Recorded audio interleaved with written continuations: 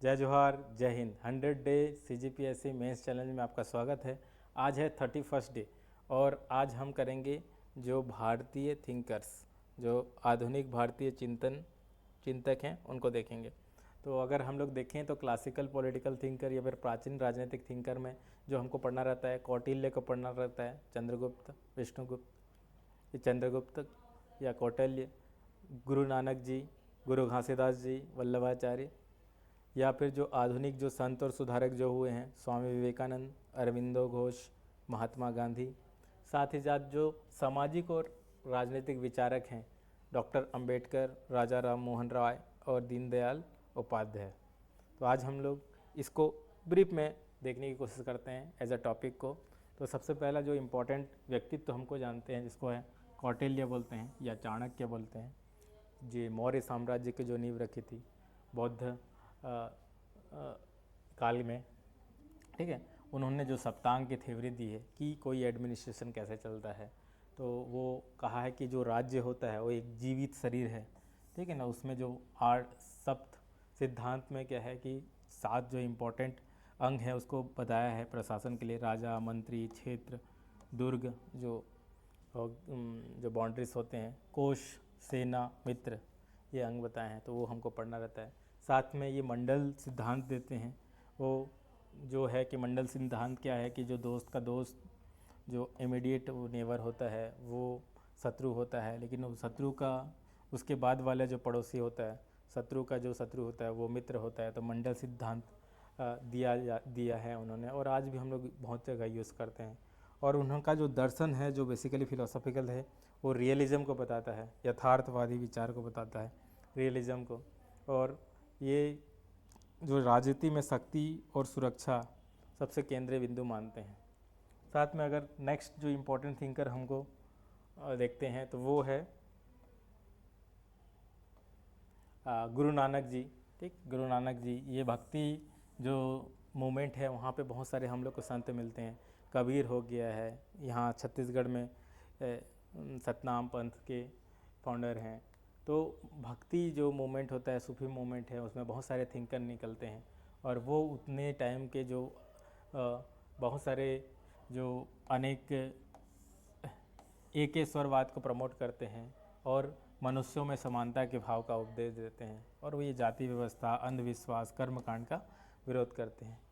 Basically इनका जो दर्शन में अगर देखेंगे तो नैतिक एकेश्वरवाद को इम्पोर्टेंस देते हैं, और कंपेशन, परिश्रम और बांटने पे बल देते हैं। तो जब हम लोग बाद में पढ़ेंगे तो सिख धर्म में के जो गुरु के रूप में बाद में लंगर व्यवस्था शुरू करते हैं, समानता को दर्शाता है।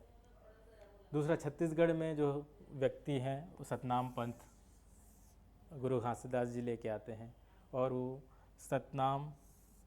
सत्य पर आधारित जीवन शैली की बात करते हैं, और ये भी अंधविश्वास, अस्पृश्यता और जाति व्यवस्था का विरोध करते हैं, या फिर वर्ण व्यवस्था का विरोध करते हैं।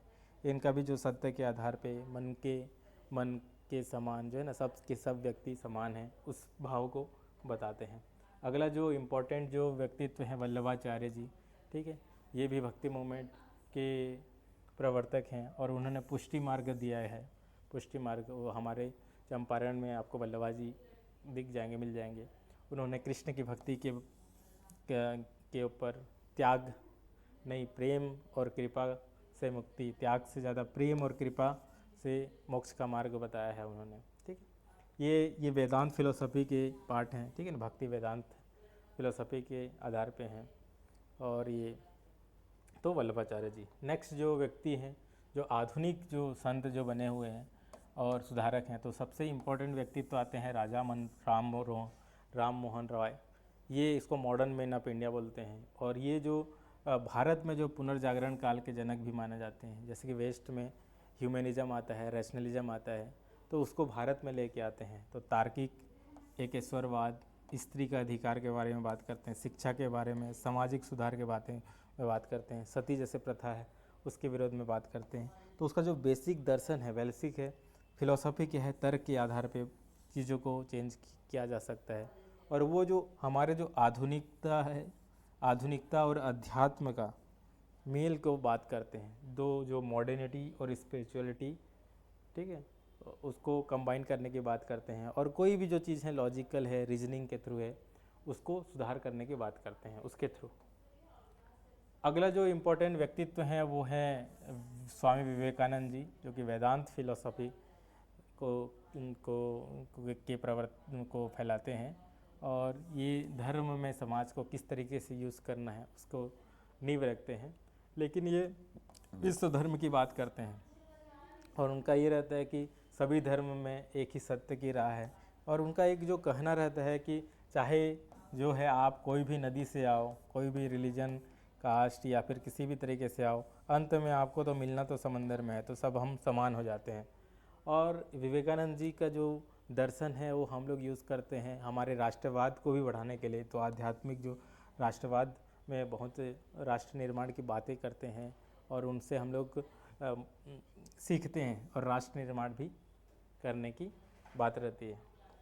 अगला जो व्यक्तित्व है अरविंदो, श्री अरविंदो, ये भी बहुत इनका जो फिलॉसफी है जिसको इंट्रीगल ह्यूमनिज्म बोलते हैं या इंट्रीगल युगा बोलते हैं, ह्यूमनिज्म, तो ये भी बात करते हैं कि हमको मानवता को बढ़ाना है तो अपना चेतना का स्तर को बढ़ाना पड़ेगा।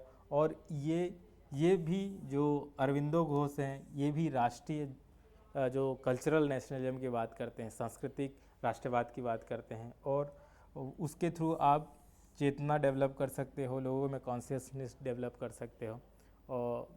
और इन्होंने इनके फिलोसफी का हमने राष्ट्रवाद में यूज़ करते देखा है, और बहुत हद तक हमें नेशनलिज्म को बढ़ाने में सपोर्ट भी था। अगला जो व्यक्तित्व है महात्मा गांधी, ये पॉलिटिकल सोशल रिफॉर्मर हैं, ठीक है। और बेसिकली ये इन्होंने अहिंसा को बल दिया है जीवन में। अहिंसा का इम्पोर्टेंस उनके दर्शन में बहुत ज़्यादा है, सार्वजनिक जीवन में भी और जो पर्सनल लाइफ में भी और पब्लिक लाइफ में भी। और उनके सत्याग्रह, ठीक है, तो सत्य की खोज की बात करते हैं। कोई भी समस्या है उसको सुलझाने के लिए आपको सत्य सबसे पहले खोजें, और उसके लिए लोगों को से आग्रह करें कि डिबेट करें, डिस्कशन करें और कोई सॉल्यूशन पे पहुँचे। साथ ही उन्होंने बहुत सारे 11 अलग अलग व्रत हैं, उसके थ्रू अपने दर्शन को बताने की कोशिश किया गया है। और इनका जो सबसे इम्पोर्टेंट जो चीज़ है दर्शन, हमारे जो नैतिक राजनीति में जैसे हमको कभी कभी लगता है कौटिल्य बोलते हैं, चाणक्य बोलते हैं, तो साम दाम दंड भेद, लेकिन गांधी जी का जो एक मूल्य था दर्शन में कि आपका राजनीति भी नैतिकता के थ्रू होना चाहिए, यानी कि आपका एंड गोल और उसके प्राप्त करने का जो मीन है वो भी एक ही आधार पे होना चाहिए। नेक्स्ट अगला जो व्यक्तित्व है वो है दीनदयाल उपाध्याय, जो एकात्म मानववाद या फिर एकात्म मानव दर्शन की बात करते हैं। और ये जो हमारे जो भौतिक प्रगति और आध्यात्मिक सांस्कृतिक का मूल्यों का समागम करने की बात करते हैं, संतुलन करने की बात करते हैं। ये भी समाज को एक सजीव अंग मानते हैं और व्यक्तिवाद का लगभग विरोध करते हैं। और ये इनके दर्शन से हमको ये समझ में आता है कि जो मॉडर्निटी है और साथ में हम लोग का जो स्पिरिचुअल लाइफ है उसको मिला के भी जीवन जिया जा सकता है। और एकात्म मानवता जो दीनदयाल उपाध्याय जी का एकात्म मानववाद जो है आज के जो प्रेजेंट गवर्नमेंट का एक महत्वपूर्ण फिलॉसफी है। अगला है पेरियार एक इम्पॉर्टेंट व्यक्तित्व हैं जो आत्मसम्मान आंदोलन स्टार्ट करते हैं। और वो जो हमारे देश में जो सबसे जो जटिल जो जाति व्यवस्था है, ब्राह्मणवाद है, जो असमानता है, उसका विरोध किया था। और उसके लिए वो नास्तिकता, अस्तरवादी और नास्तिकता को अपनाते हैं और तर्कवाद के थ्रू समानता का समर्थन करते हैं। और ये मानवतावाद को ज़्यादा ध्यान देते हैं, सबको समान है। तो ये वाला जो आपका जो फिलॉसफी है आपको साउथ में जो तमिलनाडु कर रहा है उसमें आपको दिखता है। नेक्स्ट इम्पोर्टेंट जो पर्सनालिटी हैं वो है डॉक्टर BR अम्बेडकर, जो एक सोशल पॉलिटिकल थॉट थिंकर हैं। और ये इनका जो बोल सकते हैं कि ये प्रैग्मेटिक लीडर हैं। ये जो समागम की जो बात करते हैं पश्चिमी और पूर्वी या तो फिर जो सांस्कृतिक और तार्किक, तो वो आपको हमारे जो लोकतंत्र में इनका छाप दिखता है। तो सामाजिक लोकतंत्र की बात किया जाता है, उसमें समानता, स्वतंत्रता और बंधुत्व को सबसे इम्पोर्टेंट महत्व दिया गया है।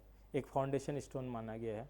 और ये जातिवाद और ब्राह्मणवाद के आलोचक हैं, और ये जाति व्यवस्था को ही कम्प्लीटली हटाने की बात करते हैं, एनिहिलेशन ऑफ कास्ट बोलते हैं। तो उनके जो दर्शन का हमको जीता जागता सबूत तो हमारे संविधान में ही है, और सामाजिक जहाँ पे न्याय की बात करते हैं और लोकतांत्रिक मानवतावाद की बात करते हैं। तो इस तरीके से हम लोग ने आज का टॉपिक देखा इम्पोर्टेंट थिंकर्स का। अब हम लोग क्वेश्चन जो हमको प्रैक्टिस करना है उसको लिखते हैं। पहला क्वेश्चन 2 मार्क्स के लिए, राजा राम मोहन राय के सामाजिक सुधारों का दार्शनिक आधार बताइए। State the philosophical basis of Raja Ram Mohan Roy social reform. 2 marks के लिए लिखना है। नेक्स्ट जो आपको 4 मार्क्स के लिए लिखना है, 4 मार्क्स के लिए, what is the relationship between religion and society according to Swami Vivekananda.